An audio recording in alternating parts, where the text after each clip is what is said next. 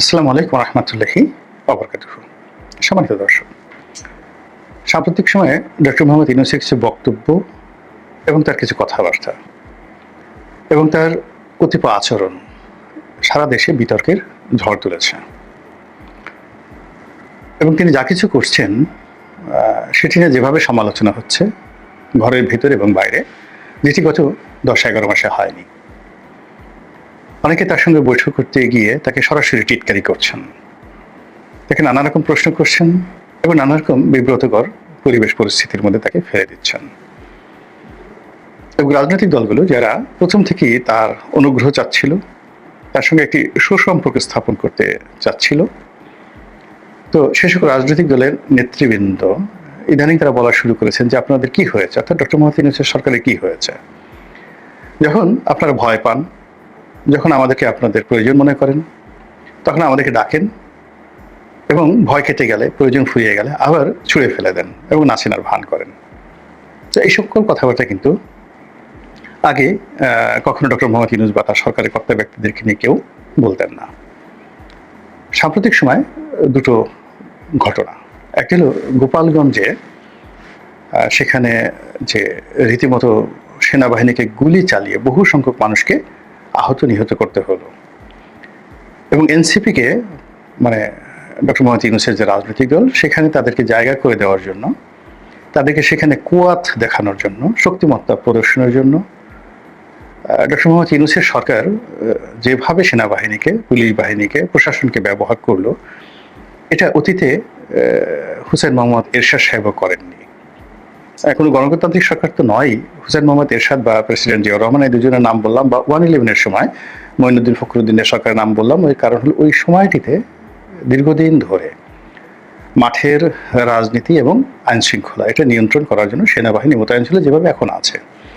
তো তাদের জমানাতেও এইভাবে কোনো একটি রাজনৈতিক দলকে প্রোটোকল দেওয়ার জন্য, রাজনৈতিক দলকে বাঁচানোর জন্য, তাদের প্রোগ্রামটা বাস্তবায়ন করার জন্য এবং অপ্রয়োজনীয় কোনো প্রয়োজন নেই এই কাজ করার জন্য সেনাবাহিনীকে ব্যবহার করা হয়েছে এবং সেনাবাহিনী সেখানে ব্যবহৃত হয়েছেন এবং তারা বন্দুক কুচিয়ে দিদারছে পাখির মতো গুলি করে মানুষ মেরেছেন। এরকম ঘটনা অতীতে কখনো ঘটেনি এবং সেই ঘটনা গোপালগঞ্জে ঘটার পর সারা বাংলাদেশে যেভাবে আলোচনা সমালোচনা হচ্ছে এবং পুরো রাজনৈতিক অঙ্গনে একটা কম্পন তৈরি হয়েছে এবং ডক্টর মোহাম্মদ ইউনূস সরকারকে যথেষ্ট সমালোচনার শিকার হতে হয়েছে। এর কারণ হলো এই সেনাবাহিনী শান্তিরক্ষা মিশনে আছে এবং তারা এই রাজনৈতিক কর্মকাণ্ডে হাতিয়ার হিসেবে ব্যবহৃত হচ্ছে ইউনূসের জমানাতে। এটা আসলে ডক্টর মোহাম্মদ ইউনূসের যে ইন্টারিম গভর্নমেন্ট কিংবা তার যে নোবেল লরিয়েটের যে নেম অ্যান্ড ফেম, এটার সঙ্গে যায় না। ফলে বিশ্ব গণমাধ্যম থেকে শুরু করে মানবাধিকার সংস্থা সবাই এটার নিদারুণ সমালোচনা করছে এবং সেই ঘটনা রেশ থাকতে থাকতে মানে রেশ কাটেনি, বরং সেই ঘটনা যখন আরও উত্তাল করছে সারা দেশ, ঠিক সেই সময়টাতে আর একটা ট্র্যাজেডি ঘটলো। সেটা হলো বিমান বাহিনীর একটি প্রশিক্ষণ বিমান, যেটা মূলত জঙ্গি বিমান বা যুদ্ধ বিমান। এই যুদ্ধ বিমানটি অত্যাধুনিক একটি যুদ্ধ বিমান, অনেক দাম। এই যুদ্ধ বিমানটি ঢাকার একটি নামকরা school and college, milestone school and college উত্তরাতে ব্যাপক বিশাল, এখানে এটি আশ্রয় পড়ে এবং সেখানে যে রক্তারক্তি হয় এবং সেখানে যেভাবে আগুন লেগে ছাত্র ছাত্রী, ছেলে মেয়ে অনেককে অগ্নিদগ্ধ করে এবং এখানে যে পরিমাণ বা ক্ষয়ক্ষতি হয় এবং যে সংখ্যা এখানে আগুনে পুড়ে যারা মারা যায়, সেই সংখ্যাটি সরকারের পক্ষ থেকে যা বলা হচ্ছে, সাধারণ আমজনতা থেকে শুরু করে যারা ভুক্তভোগী তাদের অনেকের অভিযোগ সরকারি যে সংখ্যাটি তার চাইতে অন্তত বহুগুণ অন্তত 20 থেকে 25 গুণ বেশি ক্ষয়ক্ষতি হয়েছে। এখন এই সকল ঘটনা যখন ঘটে জাতীয় জীবনে, তখন সাধারণত নানা ধরনের কনফিউশন তৈরি হয়, অবিশ্বাস তৈরি হয়। পুলিশ গুলি করে মারে 4 জন, পাবলিক বলে যে না 40 জন মেরে ফেলেছে। সেনাবাহিনী গুলি করে মারে 10 জন, বলে যে না 1000 জনকে গুলি করে মারা হয়েছে। এটা আমাদের দেশের একটা স্বাভাবিক ট্রেন্ড। তো সেই ট্রেন্ডটা সেই মাইলস্টোন স্কুল অ্যান্ড কলেজের যে ট্র্যাজেডি সেখানেও ঘটেছে এবং সেই ঘটনার পরে পুরো পরিস্থিতি নিয়ন্ত্রণের বাইরে চলে যায়। ছাত্ররা আবার রাস্তায় নেমে আসে, তারা সচিবালয়ে ঢুকে পড়ে। তারপরে ওখানে সরকারের যে একেবারে পালের গোদা হিসেবে পরিচিত, যিনি মানে এখন বর্তমান উপদেষ্টাদের মধ্যে যাকে বলা হয় ডিফ্যাক্টো প্রধান উপদেষ্টা, এবং ডক্টর মোহাম্মদ ইউনূস যদি ফেল করে আর এই সরকার যদি টিকে থাকে, যাকে পরবর্তীতে প্রধান উপদেষ্টা করা হবে তিনি ডক্টর আসিফ নজরুল। আর ডক্টর মোহাম্মদ ইউনূসের যে রাইট হ্যান্ড, মানে সবচেয়ে ইফেক্টিভ যে মানুষটি, যার কথা সব ক্ষেত্রেই গুরুত্ব পায় এবং তিনি সব ব্যাপারে কথা বলবেন এবং সরকারকে রিপ্রেজেন্ট করবেন, তিনি হলেন ডক্টর মোহাম্মদ ইউনূসের যে প্রেস সেক্রেটারি রয়েছেন জনাব শফিকুল আলম, তিনি।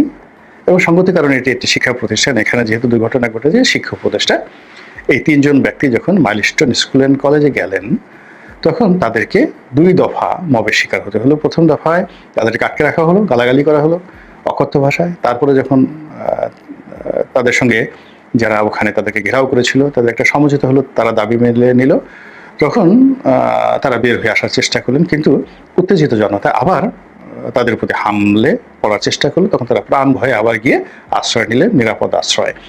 এবং সেখানে আইনশৃঙ্খলা রক্ষাকারী বাহিনী তাদেরকে সর্বোচ্চ প্রোটেকশন দেওয়ার পর 9 ঘন্টা তারা অবরুদ্ধ থেকেছেন, সারাটা দিন।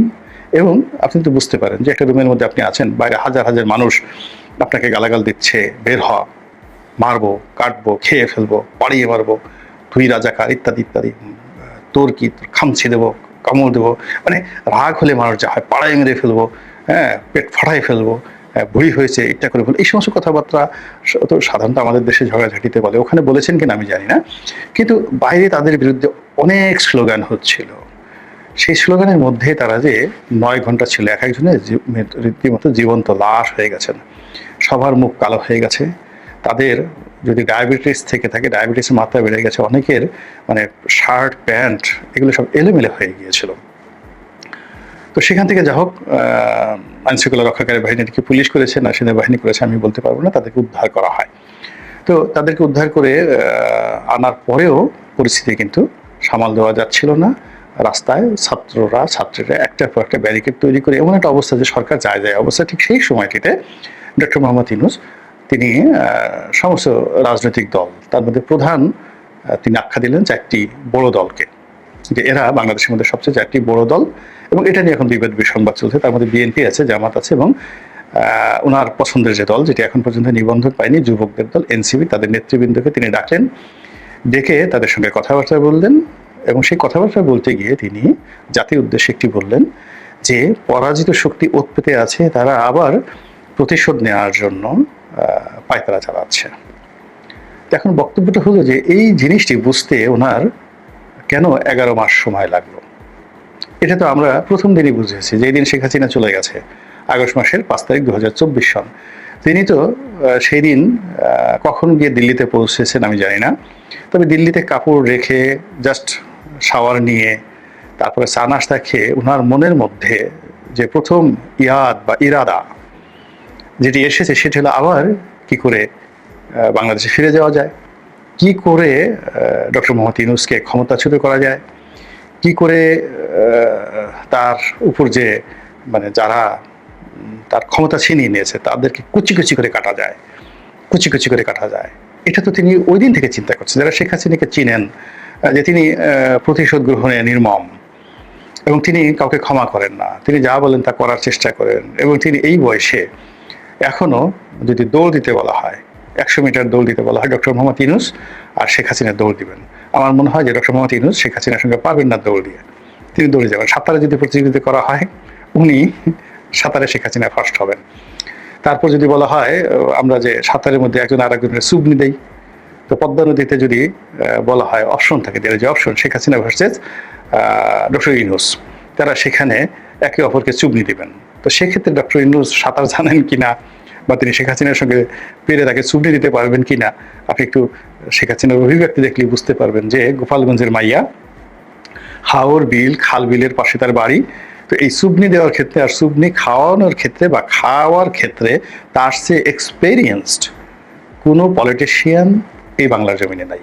তিনি সেই শৈশব যেহেতু ওখানে মানে ছোটবেলা আমরা গ্রামে কি করেছি, বছরে ওই টুঙ্গিপাড়ার যে অঞ্চল, ফরিদপুর অঞ্চল 4 থেকে 5 মাস পানির নিচে থাকে।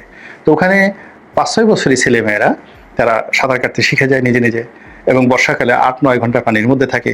ওখানেই তারা প্রাকৃতিক কর্মকাণ্ড করে, নদীর স্রোতে বা ওই মানে ময়লা আবর্জনা চলে যায়, এবং পায়খানা ওই যাকে বলে খাল বিলে ছাড়ার মধ্যেই তারা মনে করে যেটা একটা খেলাধুলা। পায়খানা করা, পেশাব করা, এই 5-6 বছরের গ্রামের দরিদ্র পোলাপান, ওখানে প্রাকৃতিক কর্ম তারা সারতো, ওর মধ্যে তারা ফুটবল খেলতো, ওর মধ্যে তারা গাছের উপর থেকে লাফ দিত, মানে 8-9 ঘন্টা গোসল করতো, তারপর শেষে প্রতিপক্ষকে চুবিয়ে ধরতো, আবার প্রতিপক্ষ না পেলে তারা চুবিয়ে ধরতো, তারপরে ডুব ডুব খেলা। এই জিনিসগুলো যারা করে আসছে ছোটকালে, তারা সঙ্গত কারণেই পরবর্তী জীবনে যারা এই কাজ করেনি তাদেরকে কিভাবে মোকাবেলা করবে বুঝতে পারেন। তো শেখ হাসিনা এই ব্যাপারে এক্সপার্ট হওয়ার পরে তিনি ওই ছোটকালে তার প্রতিপক্ষকে যেভাবে